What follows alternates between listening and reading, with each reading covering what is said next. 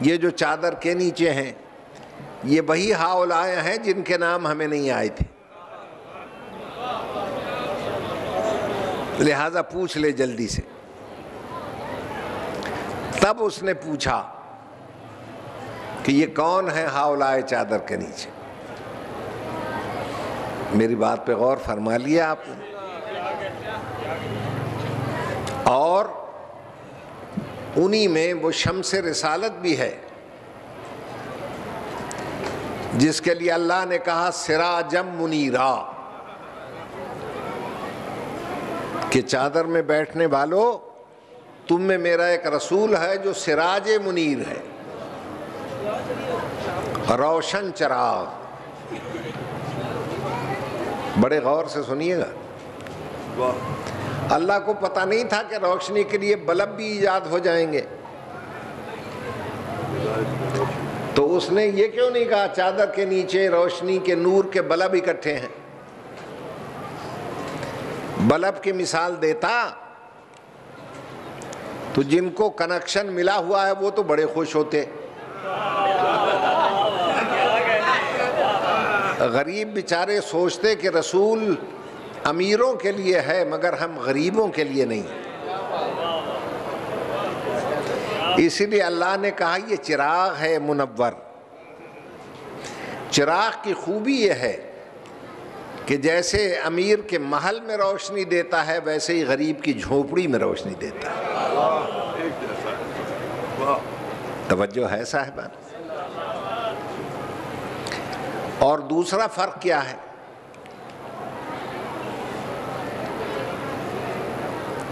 Bulb fuse ہو جائے تو دوسرے بلب کو اس سے رگڑتے رہو کبھی روشن نہیں ہوگا۔ فیوز بلب روشن بلب کے پہلو میں پڑا رہے قیامت تک۔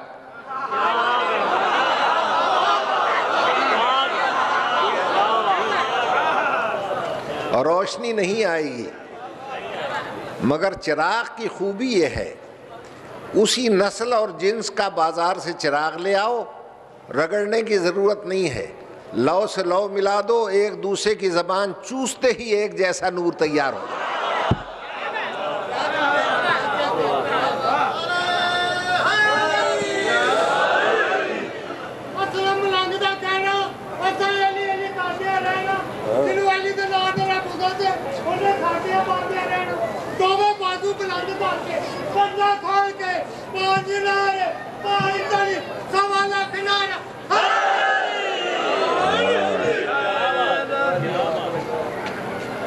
توجہ ہے نا میرے محترم سامعین؟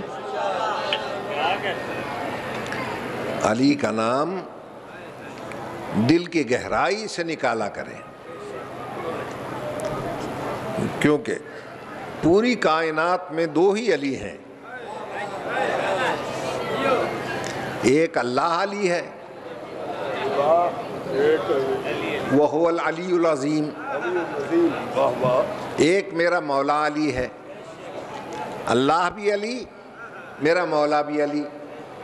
میں کاظمی صاحب سے پوچھتا ہوں جب دونوں علی ہیں، جب میں یا علی مدد کہتا ہوں ملا کے ذہن میں اللہ کیوں نہیں آتا، میرا مولا ہی کیوں آتا ہے؟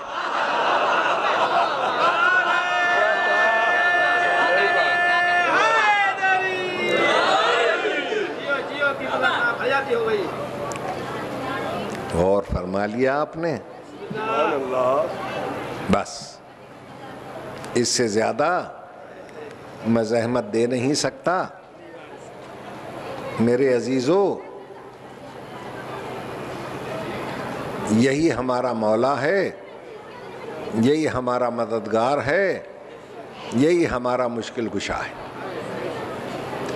اب کوئی اگر ثبوت مانگے کہ جو قرآن میں کہاں ہے کہ یہ مددگار ہے، میں پوچھتا ہوں قرآن شروع کہاں سے ہوتا ہے؟ بسم اللہ سے۔ پڑھو تفسیریں، ایم اے میں نے پڑھی بھی اور پڑھائی بھی، تفسیر بیضاوی برادران اہل سنت کی مشہور تفسیر ہے۔ اس میں علامہ بیضاوی نے لکھا کہ بسم اللہ میں جو بے ہے الباء للاستعانہ، بے آتی ہے مدد مانگنے کے لیے. تو بسم اللہ کا مطلب یہ بنتا ہے میں مدد چاہتا ہوں اللہ کے نام سے. کون اللہ؟ جو رحمان بھی ہے رحیم بھی ہے. کیونکہ اللہ کے نام سے مدد مانگنا نہ شرک ہے نہ بدعت ہے. کیوں بھئی؟ اگر میں کہوں یا رحمان مدد، شرک ہو گیا. یا رحیم مدد، شرک ہو گیا. یا اللہ مدد، شرک ہو گیا.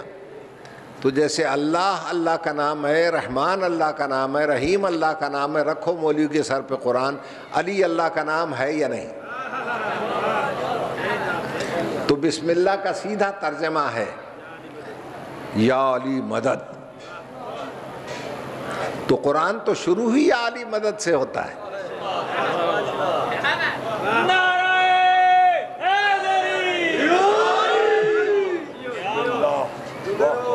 توجہ ہے میرے محترم سامعین.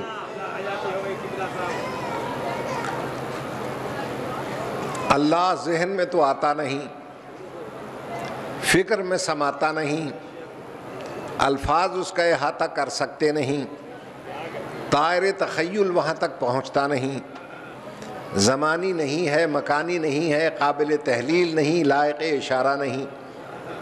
کیسے پتہ چلے وہ کون ہے؟ کیسے پتہ چلے وہ کیا ہے؟ اس نے کہا کل من علیہا فان ویبقی وجہ ربک ذو الجلال والاکرام. ہر شے کو فنا ہے، وجہ رب باقی رہے گا. وجہ کسے کہتے ہیں؟ چہرے کو. چہرے کو وجہ کہنے کی وجہ کیا ہے؟ بدن پہ چہرہ نہ ہو تو پہچان نہیں ہوتی کس کا بدن ہے.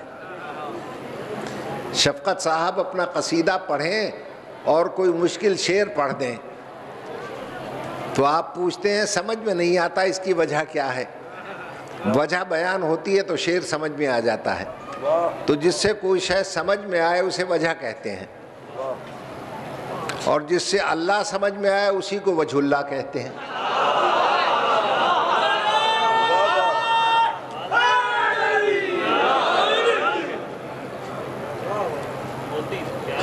میری بات پہ غور ہے صاحبان؟ میرے عزیزو یاد رکھیے گا. آپ سوچیں گے یہ اس نے کیا اسلامی ممالک پہ تبصرہ شروع کر دیا؟ تو صاحبان ادب سے دو فقرے کہتا ہوں. خطابت جس میں عصر حاضر پر تبصرہ نہ ہو، الفاظ کی بازی گری ہے. تکلم جس میں دل کی دھڑکن نہ ہو، جنگ زرگری ہے.